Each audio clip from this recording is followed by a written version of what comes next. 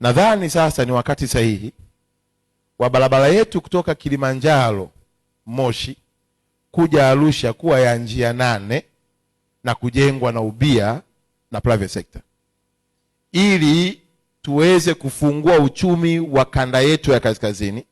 Tutakapokuwa tuna barabara ya njia 8, wananchi wa kawaida wataruhusiwa kuwa na njia zao za kupita, na wale wenye haraka anayetaka kwenda kuangalia mlima Kilimanjaro apita aende Karatu atalipia token ambayo itamwezesha kuwahi, kwa sababu huko tunakotembelea duniani kote ni jambo ambalo tunaliona linafanyika na ufanisi ni mkubwa na heshima ya taifa inakuwa imefanikiwa.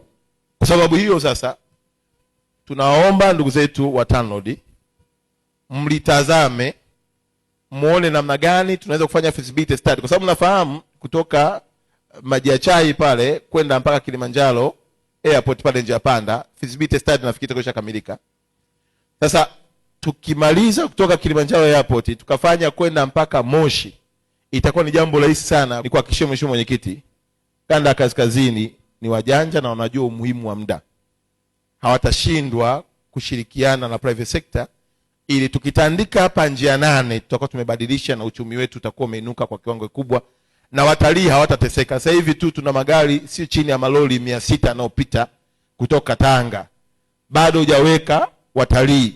Na mmeona nyinyi wenyewe ndugu viongozi, jiji letu la Arusha mheshimiwa rais kaamua kuwa jiji la mikutano. Ukiacha tu utalii kataongezea mikutano. Sasa tunavyoongea ujenzi unaofanyika hapa ni wa ukumbi mkubwa wa kisasa ambao Afrika Mashariki na Kati haupo, na mkandarasi yuko site wenye thamani ya bilioni 400. Barabara ndio uchumi wetu, na watu wengi wanaowekeza katika jiji letu la Arusha wanawekeza wakiwa na lengo la kwamba serikali itengeneze miundombinu.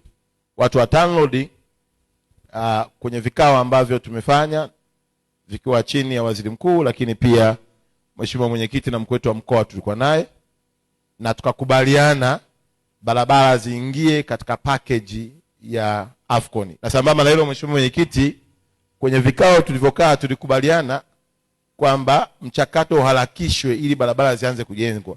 Na sisi matarajio yetu ya kwamba ufikapo mwezi wa 4 na imani ya kwamba barabara hizi zitakuwa zimeshapata mkandarasi na hasa kazi ya kujenzi ianze ikiwa pamoja na hii ya 9.1 kulipwa fidia wananchi wa jiji la Arusha.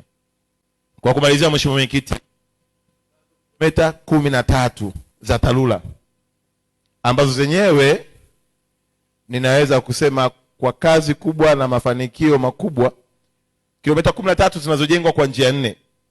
Na hizi mheshimiwa mwenyekiti niseme kwenye kikao hiki, nikisema kilomita 9.1 mtu asifikiri ni barabara moja, sio single carry.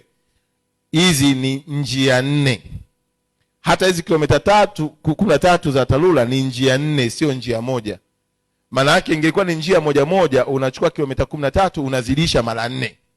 Na ndio maana utaangalia hata kwenye bajeti yako utaona ni bajeti kubwa. Kwa hiyo ni sura mpya